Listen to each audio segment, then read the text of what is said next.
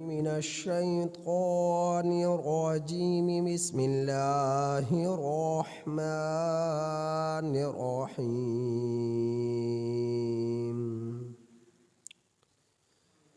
يا أيها الذين آمنوا إن تطيعوا الذين كفروا يردوكم على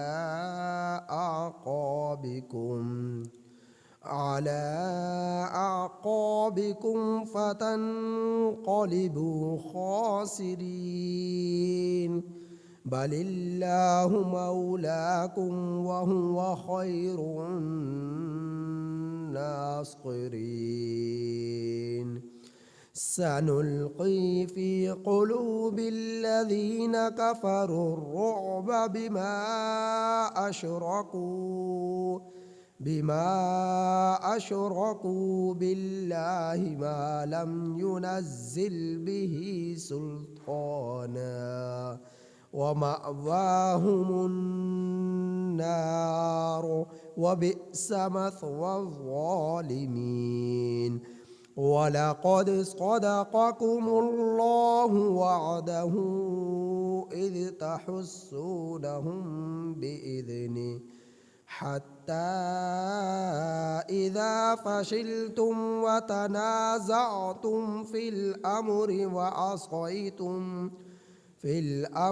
وعصيتم من بعد ما أراكم ما تحبون منكم من يريد الدنيا ومنكم من يريد الآخرة ثم صرفكم عنهم ليبتليكم ولقد عفا عنكم والله ذو فضل على المؤمنين.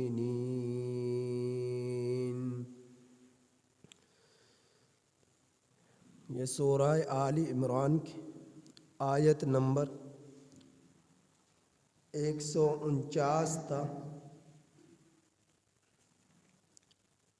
152 آپ حضرات کے سامنے تلاوت. یہ سورہ آل عمران کی آیت نمبر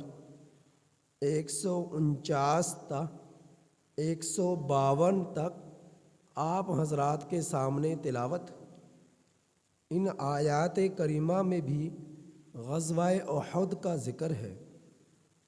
ان آیات کریمہ کا ترجمہ یہ ہے: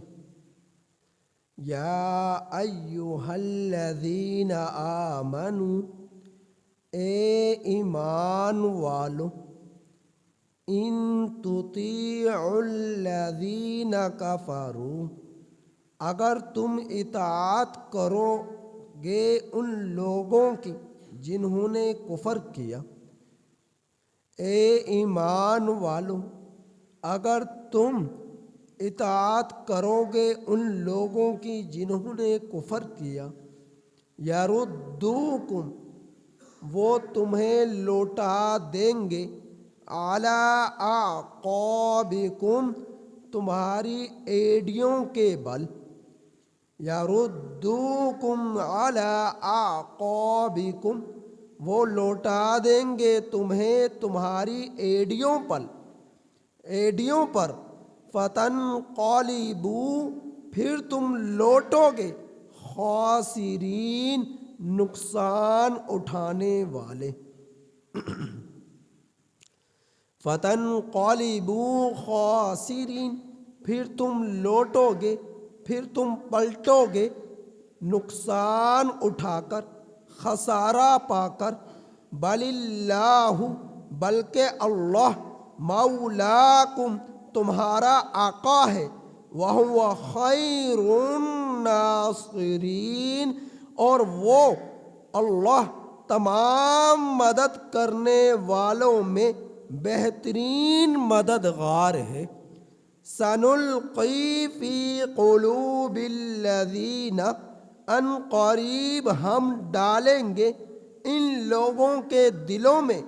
کفروا الرعب،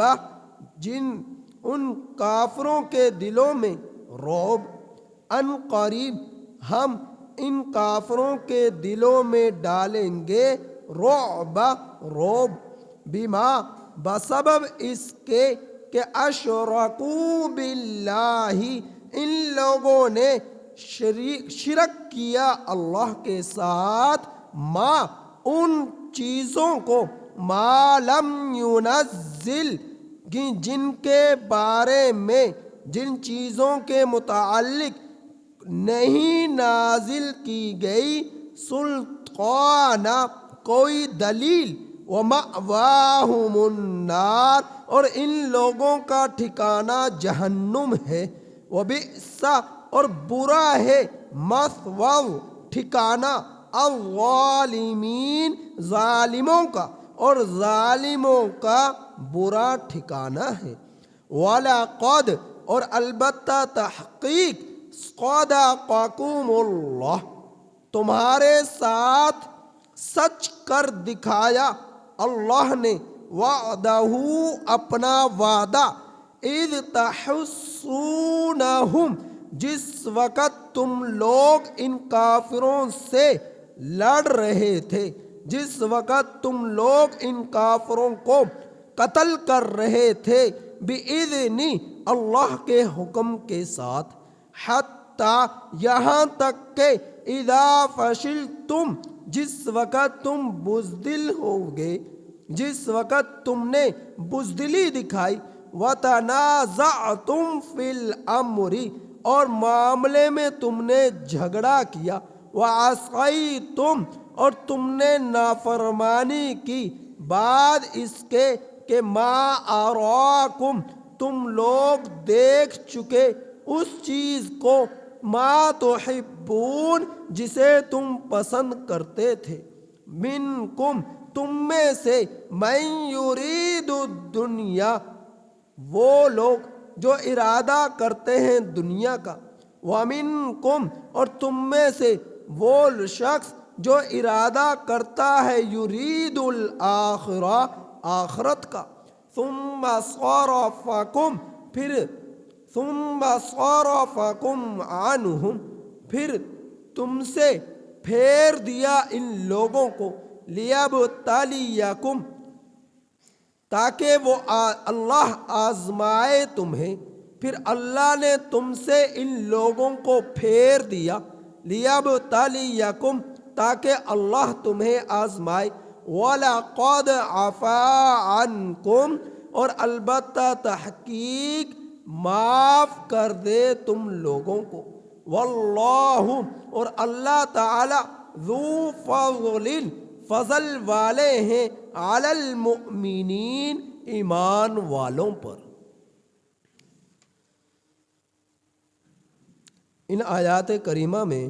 اللہ جل جلالہ نے غزوہ احد کے شرکائے احد کو خطاب فرما کر کچھ ہدایات عطا فرمائی، اور غزوہ احد کا کچھ دوران جنگ تذکرہ فرمایا ہے۔ آپ اس سے پہلے سن چکے تھے کہ غزوہ بدر جو کہ نبی کریم صلی اللہ علیہ وسلم کے ہجرت مدینہ کے بعد دوسرے سال پیش آیا، جس غزوے کے اندر 313 مسلمان تھے اور 1000 مشرکین مکہ تھے، اور بہت ہی بھیانک لڑائی ہوئی کہ جس کی بنا پر مشرکین مکہ کے جو بڑے بڑے سردار تھے وہ غزوہ بدر کے اندر مارے گئے۔ جب ہجرت مدینہ کے 3 سال گزر گئے، یعنی تیسرے سال سن 3 ہجری میں غزوہ احد کا واقعہ پیش آیا، اور 3 ہجری تک یہ مشرکین مکہ کے اندر ایک غصہ تھا جو اندر پوری طرح بھرا ہوا تھا کہ یہ مسلمانوں نے تھوڑی سی تعداد کے ساتھ ہمارے بڑے بڑے سرداروں کو مار دیا اور ہمیں ذلت کا سامنا کرنا پڑا۔ تو ان لوگوں نے کیا کیا کہ انہوں نے جنگ احد کی یعنی تیاری کرنا شروع کر دی کہ مسلمانوں سے انتقام لینا ہے۔ نبی کریم صلی اللہ علیہ وسلم سے الیاذ باللہ وہ کہنے لگے ہم نے انتقام لینا ہے، مسلمانوں سے انتقام لینا ہے، اور اس انتقام کے لیے ان لوگوں نے پورے 1 سال تیاری کی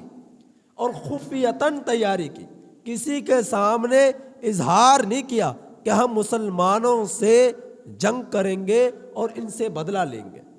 یہاں تک کہ 3000 کا لشکر پوری طرح تیار ہو کر مسلح افواج کے ساتھ مدینہ المنورہ کی طرف روانہ ہوا کہ ذرا بھر بھی مسلمانوں کو اس کی خبر نہ ہو۔ جب یہ لشکر مدینہ کے قریب آ گیا، جو کہ احد مقام کے قریب پہنچا، جس کے بارے میں بتایا جا چکا کہ یہ احد مقام، یہاں پر احد پہاڑ تھا، احد کی نسبت سے یہ میدان احد کے نام سے مشہور ہوا، اور یہ پہلے مدینہ المنورہ سے ذرا دور تھا، اب مدینہ المنورہ کے قریب آ گیا، اور یہ تقریباً 2 سے 3 میل کے فاصلے پر تھا۔ تو مدینہ المنورہ کے اب حصے میں اس کا شمار ہوتا ہے۔ تو یہ لوگ یہاں پر آئے اور یہاں تک جب پہنچے تو دوسری طرف نبی کریم صلی اللہ علیہ وسلم کو خبر دی گئی کہ دشمنان اسلام مشرکین مکہ پوری تیاری اور لاؤ لشکر کے ساتھ مسلمانوں پر حملہ آور ہونے کے لیے آ چکے ہیں، پہنچ چکے ہیں۔ تو اللہ کے رسول صلی اللہ علیہ وسلم نے اسی وقت فوراً تمام صحابہ اکرام میں یہ اعلان کرایا جنگ کے لیے نکل پڑے، جہاد کے لیے، میدان جہاد کے لیے نکل پڑے۔ تو تمام کے تمام مسلمانوں نے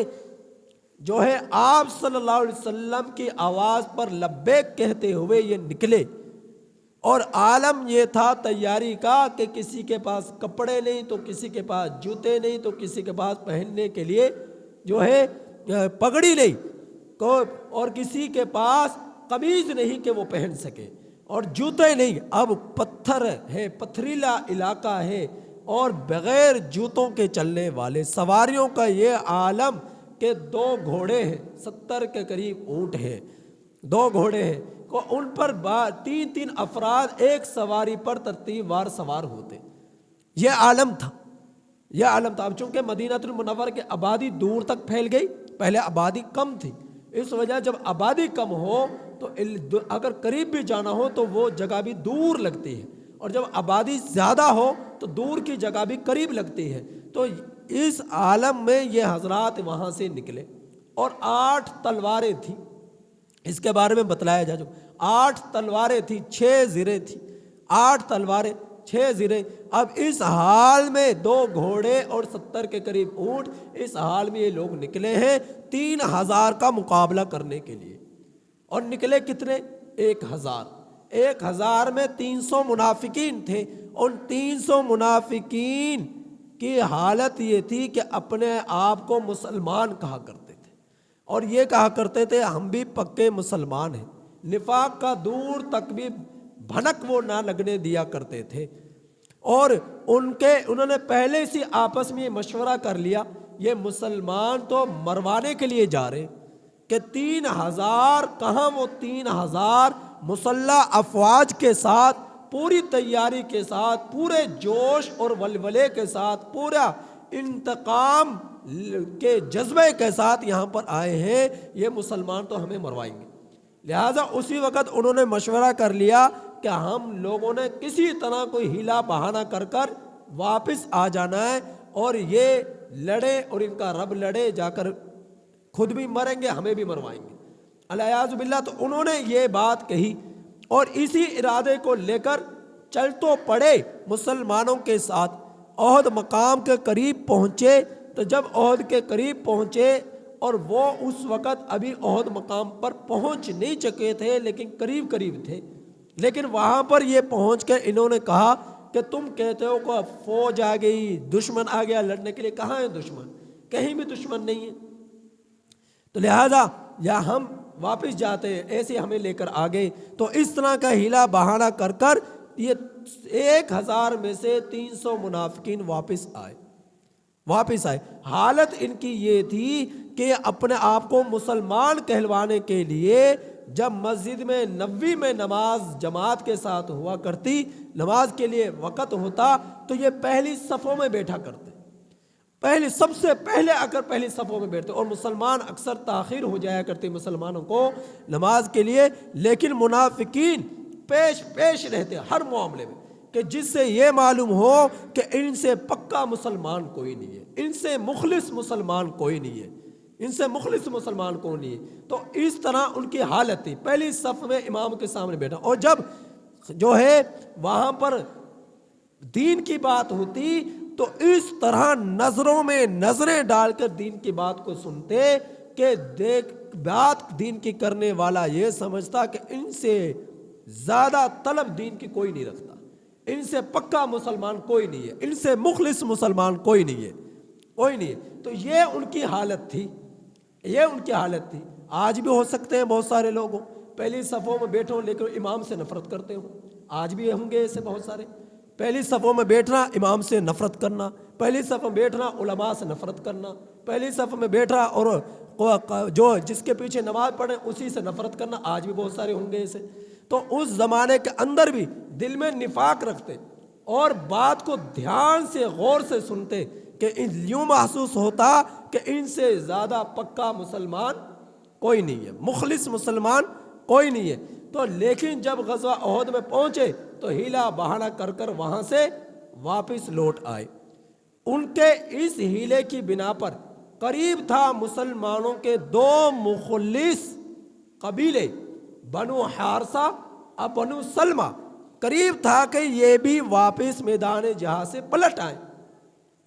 اس کے بارے میں پہلے تفصیل سے بیان کر چکا۔ بنو حارثہ اور بنو سلمہ یہ پکے مسلمان تھے، مخلص مسلمان تھے، ان کے پروپیگنڈے کی بنا پر ان کے قدم بھی پھسلنے لگے اور وہ بھی واپس آنے کا ان کے دل میں خیال اور ارادہ آیا، لیکن اللہ رب العزت نے ان کے ایمان کی پختگی کی بنا پر، اخلاص کی بنا پر، پکے مسلمان ہونے کی بنا پر ان کی حفاظت فرمائی، اور وہ کہنے لگے کہ کیا اللہ کے رسول صلی اللہ علیہ وسلم میدان چھوڑ کر چلے گئے؟ کیا فاروق اعظم رضی اللہ تعالیٰ عنہ میدان چھوڑ کر چلے گئے؟ کیا صدیق اکبر رضی اللہ تعالیٰ عنہ میدان چھوڑ کر چلے گئے؟ جب عمر بن خطاب میدان میں موجود ہے، ابو بکر رضی اللہ تعالیٰ عنہ میدان میں موجود ہیں، جب اللہ کے رسول صلی اللہ علیہ وسلم میدان میں موجود ہیں، تو ہم میدان چھوڑ کر کیوں بھاگے؟ تو ان لوگوں کے دل کے اندر یہ جو تھوڑا سا ارادہ آیا، خیال آیا، اللہ رب العزت نے اسی کے بارے میں اس آیت کریمہ میں بیان فرمایا، انہیں ہدایت عطا فرمائی، ان قبائل کو کیا فرمایا؟ اے ایمان والو ان تطیعوا الذین کفروا، اگر تم بات مانو گے، اطاعت کرو گے ان لوگوں کی جنہوں نے کفر کیا، یعنی ان کافروں کی جو منافق تھے، کھل کر جو دشمن آئے اس سے مقابلہ کرنا آسان ہوتا ہے، لیکن جو ایسا دشمن ہو جو چھپا کر خفیتاً آئے اس سے نقصان پہنچنے کا خدشہ زیادہ ہوتا ہے۔ تو منافقین جو مسلمانوں کی مجلس میں بیٹھ رہے، مسلمانوں کے ساتھ رہ رہے، مسلمانوں کے ساتھ ہی کھا پی رہے، مسلمانوں کے ساتھ ہی نمازیں پڑھ رہے ہیں، جن کے بارے میں دور تک بھی مسلمان یہ خدشہ نہیں کر سکتا کہ یہ ہمارے دشمن ہیں، تو دشمن اپنے اندر موجود ہے اور وہ اس انتظار میں ہے کہ کب میں ان کو نقصان پہنچاؤں اور انہیں تکلیف پہنچاؤں۔ تو ایک وہ دشمن ہے جو اندر موجود نہیں، دور سے آ رہا ہے، سب کو پتہ ہے یہ دشمن آ رہا ہے، تو اس سے وہ کھل کر اپنا دفاع بھی کر سکتا ہے اور مقابلہ بھی کر سکتا ہے، لیکن جو دشمن اندر چھپا ہوا ہو اور خفیتاً رہ رہا ہو تو اس سے نقصان پہنچنے کا خدشہ زیادہ ہوتا ہے اور دفاع کرنا مشکل ہوتا ہے۔ تو ان منافقوں کی حالت ایسی ہی تھی، تو اللہ تعالیٰ نے فرمایا کہ اے ایمان والو اگر تم اطاعت کرو گے ان لوگوں کی جنہوں نے کفر کیا، منافقین لوٹ آئے تھے نا، ان کی باتوں میں آ کر یہ 2 قبیلے بھی واپس جانے لگے تھے، جانے کا ارادہ کیا تھا، لیکن اللہ تعالیٰ نے حفاظت فرمائی۔ تو اللہ تعالیٰ فرما رہے یردوکم علی اعقابکم، وہ لوٹا دیں گے تمہاری ایڑیوں پر، یعنی تمہیں دوبارہ، تم جس طرح پہلے کفر میں تھے اور آج تم پکے مسلمان ہو چکے، اگر تم میدان چھوڑ کر چلے گئے اور تم ان کی باتوں کو مانو گے، ان کافروں کی باتوں کو، منافقین کی باتوں کو، تو پھر قریب ہے کہ تم دوبارہ اسی حالت کے اندر مبتلا ہو جاؤ جو حالت اسلام سے پہلے تھی، کہ تم کفر کے اندر ڈوبے ہوئے تھے، شرک کے اندر ڈوبے ہوئے تھے۔ اگر تم نے ان کافروں کی بات کو مانا تو قریب ہے کہ تم دوبارہ کافر بن جاؤ، دوبارہ تم اسلام کی نعمت سے محروم ہو جاؤ، دین کی نعمت سے محروم ہو جاؤ۔ تو اللہ تعالیٰ فرما رہے فَتَنْقَلِبُوا خَاسِرِينَ، اگر ایسا ہو گیا تم پلٹ گئے دوبارہ کفر کی طرف، شرک کی طرف، تو تم بہت بڑا نقصان اٹھانے والے ہوگے، بہت بڑے خسارے میں پڑ جاؤ گے، بہت بڑے نقصان میں پڑ جاؤ گے۔ تو فرمایا ایسا نہیں کرنا، بل اللہ مولاکم، بلکہ اللہ تمہارا آقا ہے، وہ تمہاری مدد کرے گا۔ اگر تمہاری تعداد کم ہے، 1000 میں سے تم 700 رہ گئے، تم یہ تو سوچو کس کے حکم پر تم نکلے ہو، تو یہ تو سوچو کہ کون تمہارا خدا ہے، کون تمہارا مالک ہے، کون تمہارا رازق ہے، کون تمہارا رب ہے۔ تم ذرا سوچو تو صحیح، وہ پوری کائنات کا خالق و مالک تمہارا رب ہے، اس پر تم ایمان رکھتے ہو تو وہی تمہارا مددگار ہے۔ تو فرمایا بل اللہ مولاکم، بلکہ اللہ تمہارا مولا ہے، وہ تمہارا آقا ہے۔ ان کافروں کی تو حالت یہ ہے، لات کو خدا بنا رہے، عزا کو خدا بنا رہے، منات کو خدا بنا رہے، تو وہ تو ایسی مخلوق کو خدا بنا رہے ہیں جو اپنے حفاظت خود نہیں کر سکتے، جن کی ذات کے اعتبار سے کوئی حیثیت ہی نہیں، خود ہی اپنے ہاتھوں سے تراشنا، خود ہی اپنے ہاتھوں سے بنانا، تو ایسے مخلوق کو یہ خدا بنا رہے، تو ان کی تو حیثیت کوئی نہیں۔ تمہارے رب کی تو حیثیت یہ ہے کہ پوری کائنات کے نظام کو چلا رہا ہے، پوری کائنات کے نظام کو سنبھالے ہوئے تمہارے سانسیں دے رہا ہے، تمہیں زندگی دے رہا ہے، موت اور حیات کا مالک وہ، آسمان و زمین کی تخلیق کا مالک وہ، پوری کائنات کے نظام کو وہ چلا رہا ہے، وہ احکم الحاکمین ہے اور پوری کائنات کا خالق و مالک و رازق ہے۔ اس کے مقابلے میں دنیا کی کوئی طاقت، سپر پاور ٹھہر نہیں سکتی، لہٰذا تم یقین کر لو بلکہ اللہ ہی تمہارا مولا ہے، وَهُوَ خَيْرُ النَّاصِرِينَ، اور وہ بہترین مددگار ہے،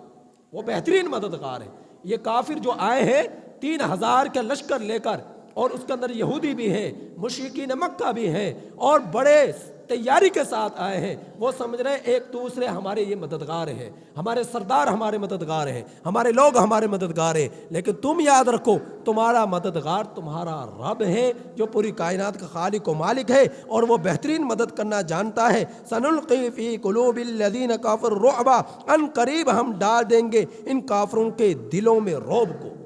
ابو سفیان جب شکست پا کر لشکر کو لے کر واپس پلٹ رہا تھا، واپس جاتے ہوئے اس کے دل میں خیال آیا کہ مسلمان جب واپس پلٹا اور شکست کھا کر واپس جا رہے، تو ان کے دل میں خیال آیا جب دوبارہ شکست ملی کہ مسلمان زخمی ہو چکے ہیں، مسلمان زخمی ہو چکے ہیں اور خون میں لت پت ہو چکے ہیں، اور مسلمانوں پر اب دوبارہ سے پلٹ کر حملہ کرنا آسان ہے اور ان سے فتح حاصل کی جا سکتی ہے، لیکن اللہ تعالیٰ کی طرف سے کرنا ایسا ہوا کہ ان کے دل میں ایسا رعب ڈالا گیا کہ یہ سوچتے ہوئے واپس پلٹے نہیں۔ ایک مرتبہ تو تب پلٹے جب فتح اول ملی مسلمانوں کو، پھر جبل رمات پر جب صحابہ اکرام کے 50 کا دستہ تھا، اللہ کے رسول صلی اللہ علیہ وسلم نے فرمایا کہ تم نے یہیں پر ٹھہرنا ہے۔ اختلاف رائے کی بنا پر کچھ صحابہ اکرام مال غنیمت کے لالچ کی بنا پر نہیں، بلکہ مال غنیمت کو جو ہے سمیٹ کر نبی کریم صلی اللہ علیہ وسلم کے سپرد کرنے کے لیے، کیونکہ مال غنیمت جو ہوتا ہے اس کے 5 حصے ہوتے ہیں، ایک حصہ بیت المال میں جاتا ہے، باقی 4 حصے مجاہدین میں تقسیم ہوتے ہیں، تو وہ اس لیے آئے کہ چلو ہم بھی اس کو جمع کروا کر مسلمانوں کے ساتھ ہاتھ بٹا لے۔ مال کے لالچ کی بنا پر جبل رمات کو نہیں چھوڑا، اختلاف رائے ہوئی، اور اس کے اختلاف رائے کی بنا پر تقریباً 40 کے قریب صحابہ کرام آگے، باقی 10 کے قریب وہاں پر موجود رہے، جو کہ خالد بن ولید کے لشکر نے آ کر 200 کے قریب جو لشکر تھا آ کر حملہ کیا، اور وہ ان میں سے اکثر شہید ہوئے۔ تو فرمایا کہ یہ کافر یہ ان قریب اللہ تعالیٰ ان کافروں کے دلوں میں رعب ڈالے گا۔ تو ابو سفیان کے دل میں جب یہ آئے اور ادھر دونوں اطراف سے کافروں نے حملہ کیا، گھمسان کی لڑائی ہوئی اور اس قدر مٹی ریت گرد و غبار اڑنے لگا کہ پتہ ہی نہیں چل رہا تھا کہ اپنے کون ہیں دشمن کون سا ہے۔ تو بہت سارے مسلمان شہید بھی ہوئے اور بہت سارے زخمی بھی ہوئے۔ تو اس بنا پر ابو سفیان چونکہ یہ اس بعد میں مسلمان ہوئے تو اس وقت ایک لیڈ کر رہے تھے پورے لشکر کی، تو ان کے دل میں خیال آیا کہ مسلمانوں پر دوبارہ جب یہاں سے یہ شکست کھا کر دوسری مرتبہ واپس جا رہے تو دل میں خیال آیا کہ دوبارہ حملہ کرنا چاہیے تیسری مرتبہ، کہ اب یہ زخمی ہو چکے ہیں تو یہ زخمی ہونے کی حالت میں ان سے فتح حاصل کرنا آسان ہے اور ان کو قتل عام کرنا ہمارے لیے آسان ہے، لیکن اللہ تعالیٰ نے ان کے دل میں رعب ڈالا، ایسا رعب ڈالا کہ جس کی بنا پر یہ دوبارہ ان میں ہمت اور جرت نہ ہوئی کہ مسلمانوں سے دوبارہ سے قتال کر سکے۔ تو اللہ تعالیٰ نے فرمایا یہ رعب کیوں ڈالا؟ بما اشرکوا باللہ، اس وجہ سے کہ انہوں نے شرک کیا اللہ کے ساتھ، ایسی مخلوق کو ایسی چیزوں کو ما لم ينزل به سلطانا، جن کے متعلق اللہ تعالیٰ نے کوئی دلیل نہیں اتاری۔ لات کو رب مان رہے کس دلیل کے بنا پر؟ عزا کو رب مان رہے کس دلیل کی بنا پر؟ منات کو خدا بنا رہے کس دلیل کی بنا پر؟ کوئی سند ہے کوئی دلیل ہے جو انہوں نے اللہ کو چھوڑ کر غیر کو خدا بنا لیا؟ اس پر کوئی دلیل ہے؟ اللہ نے اس پر کوئی دلیل نہیں اتاری۔ تو فرمایا وَمَأْوَاهُمُ النَّارُ، ان لوگوں کا ٹھکانہ جہنم ہے، وَبِئْسَ مَثْوَى الظَّالِمِينَ، اور برا ٹھکانہ ہے ظالموں کا۔ تو شرک کر کر کفر کر کے انہوں نے جو ظلم کیا ان ظالموں کا برا ٹھکانہ ہے۔ تو منافقین کا سب کافروں سے بدترین انجام ہوگا۔ قرآن کریم میں ارشاد باری تعالیٰ ہے ان المنافقین فی الدرک الاسفل من النار، یہ منافقین جو ہے کل قیامت کے دن سب سے جہنم کے نیچے والے طبقے کے اندر ہوں گے، اور جہنم کا جو سب سے نیچے والا طبقہ ہے جہنم کے تمام مرحلوں میں سے سب سے خطرناک ترین مرحلہ ہے، اور جہنم کے خوفناکیوں کے اعتبار سے سب سے زیادہ خوفناک جو ٹھکانہ ہے جہنم کا وہ سب سے نیچے جانے والے طبقوں والوں کے لیے ہے۔ تو جہنم کے سب سے نیچے کا طبقہ اس کے اندر منافقین جائیں گے۔ تو اللہ تعالیٰ فرما رہے ہیں برا ٹھکانہ ہے ظالموں کا، البتہ تحقیق تمہارے ساتھ سچ کر دکھایا اللہ تعالیٰ نے اپنا وعدہ۔ اللہ نے وعدہ کیا تھا تم نکلو اللہ کے راستے میں تمہاری مدد کروں گا، پھر اللہ نے مدد کی 1000 فرشتوں کے ساتھ، 3000 فرشتوں کے ساتھ، 5000 تک کا تذکرہ آیا، لیکن 5000 آنے کی ضرورت نہ پڑی، 5000 آنے کی ضرورت نہ پڑی۔ اللہ رب العزت نے اتنے سے فرشتوں کے ذریعے سے ہی کایا پلٹ کر رکھ دی اور کفر کے دلوں میں ایک لرزہ طاری کر دیا۔ تو اللہ تعالیٰ فرما رہے سچ کر دکھایا اپنا وعدہ، جس وقت تم ان کافروں کو اللہ کے حکم سے مار رہے تھے، قتل کر رہے تھے، یہاں تک کہ جب تم بزدل ہو گئے اور تم نے جھگڑا کیا معاملے میں اور تم نے نافرمانی کی بعد اس کے کہ وہ چیز تم دیکھ چکے تھے جسے تم پسند کر رہے تھے، یعنی فتح حاصل کرنے کو تم پسند کر رہے تھے۔ بزدلی کو تعبیر کیا اختلاف رائے کی بنا پر، جبل رومات میں جو صحابہ اکرام 50 کے قریب موجود تھے ان میں اختلاف رائے ہو گیا۔ کچھ کہنے لگے اللہ کے رسول صلی اللہ علیہ وسلم نے فرمایا جب تک میں نہ کہوں یہاں سے واپس نہیں آنا۔ کچھ نے کہا نہیں، اللہ کے رسول صلی اللہ علیہ وسلم نے یہ اس وقت تک کا حکم تھا جب تک فتح نہ مل جائے، اب فتح مل چکی لہٰذا یہاں پر ٹھہرنے کا کوئی ضرورت نہیں ہے، لہٰذا یہاں سے نیچے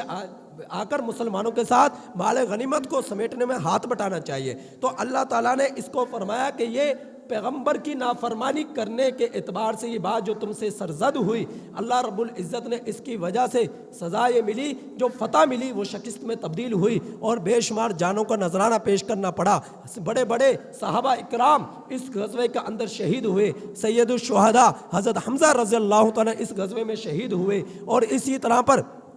بے شمار صحابہ اکرام اس غزوے میں زخمی ہوئے۔ تو اللہ تعالیٰ فرما رہے کہ میں نے تم سے وعدہ کیا تھا فتح کا اور میں نے اسے سچ کر دکھایا۔ تم میں سے کچھ لوگ ایسے ہیں جو دنیا کو پسند کرتے ہیں، کچھ لوگ ایسے ہیں جو آخرت کے طلبگار ہیں، تو اس کو جو مال غنیمت کو حاصل کرنے کے لیے آئے، اگرچہ ان کا ارادہ دنیا کا حصول نہ تھا، ان کی نیت تھی کہ مسلمانوں کے ساتھ مال غنیمت کو جمع کر کر نبی کریم صلی اللہ علیہ وسلم نے ہی چونکہ تقسیم کرنا تھا اپنے رائے سے، تو اس میں ایک حصہ مال غنیمت کا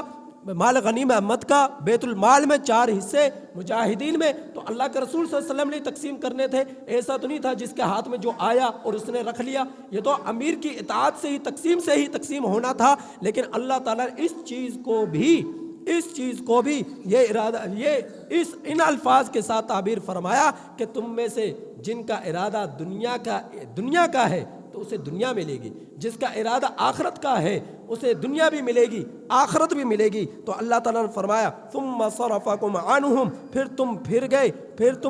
پھر گئے اس سے تاکہ اللہ تمہیں آزمائے۔ وَلَقَدْ عَفَا عَنْكُمْ، اور البتہ تحقیق اللہ نے تمہیں معاف کیا، اور وہ ایمان والوں پر فضل فرمانے والے ہیں۔ تم سے جو یہ تھوڑی سی کوتاہی ہوئی، غلطی ہوئی، اس کو اللہ نے معاف کیا، اور اللہ تعالیٰ ایمان والوں کو معاف کرنے والے ہیں، اپنا فضل فرمانے والے ہیں۔ تو ان آیات کریمہ میں اللہ تعالیٰ نے غزوہ احد کا ذکر جو پیچھے سے چلا آ رہا تھا، مزید اس کی تفصیل کو بیان فرمایا۔ تو اس غزوہ احد سے ہمیں یہ سبق ملا امیر کی اطاعت کا، ہمیں یہ سبق ملا ہمیشہ اپنے رب پر اعتماد اور یقین کا، یہ سبق ملا کہ ہمیشہ جو ہے جب دین کے لیے، اللہ کے لیے جانوں کا نذرانہ پیش کرنے کی ضرورت آئے تو بغیر چون چاں کیے بغیر امیر کی اطاعت پر فوراً جو ہے میدان جہاد کے لیے نکل پڑنا، اللہ کے دین کی سرخروئی کے لیے اور بلندی کے لیے اللہ کے حکم پر لبیک کہتے ہوئے نکل پڑنا، کیونکہ حقیقی مالک اور رازق اللہ کا ہے، اللہ کی ذات ہے، اور اللہ ہی کی ذات پر ہمیشہ اعتماد اور یقین اور بھروسہ کرنا چاہیے،